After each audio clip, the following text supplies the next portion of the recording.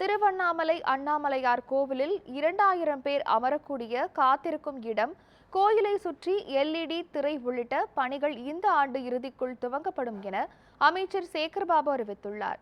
திருவண்ணாமலை அண்ணாமலையார் கோயிலில் பக்தர்களின் வசதிகளை மேம்படுத்துவது குறித்து அமைச்சர்கள் சேகர்பாபு மற்றும் வேலு ஆகியோர் ஆய்வு மேற்கொண்டனர். அப்போது செய்தியாளர்களை சந்தித்த அமைச்சர் சேகர்பாபு, பக்தர்களின் வசதிக்காக கழிப்பிடங்கள், இருக்கைகள் மேம்படுத்தப்படும் என்றும் 100 ரூபாய் கட்டணத்தில் வரும் பக்தர்கள் 2000 பேர் அமரக்கூடிய வகையில் இருக்கைகள் ஏற்படுத்தப்படும் என்றும் தெரிவித்தார்.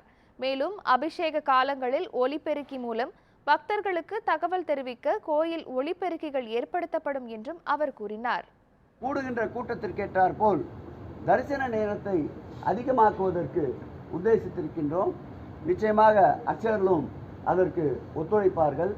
அதேபோல் பிரேக் தரிசனம் நேரம், அர்ச்சக தரிசன நேரத்தை கூட்டுகின்ற அந்த நேரங்களில் பிரேக் தரிசனத்தை கொண்டு வரலாம் என்று அருமை அண்ணன் அவர்கள் ஆலோசனை வழங்கியிருக்கின்றார். அதேபோல் 50 ரூபாய் கட்டணத்தை 100 ரூபாயாக உயர்த்துவதென்று இன்றைய கூட்டத்தில் முடிவெடுத்திருக்கிறோம். அந்த 100 ரூபாய் கட்டணத்தை கூட சமீபத்தில் திருச்செந்தூரிலே ஏற்படுத்தியிருப்பதை போல் கியூலைன் வரிசையை ஏற்படுத்த திட்டமிட்டிருக்கின்றோம்.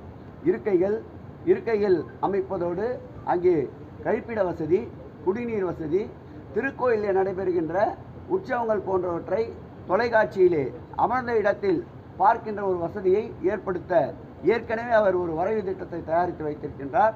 அப்படி இருக்கையில் அமர்கின்ற நபர்களுடைய எண்ணிக்கை மாத்திரம் 100 ரூபாய் கட்டணத்தில் கிட்டத்தட்ட 2000 பேர் அமர்கின்ற வகையில் தற்போது அதற்குண்டான பணிகளை நடத்தி வருகின்றோம்.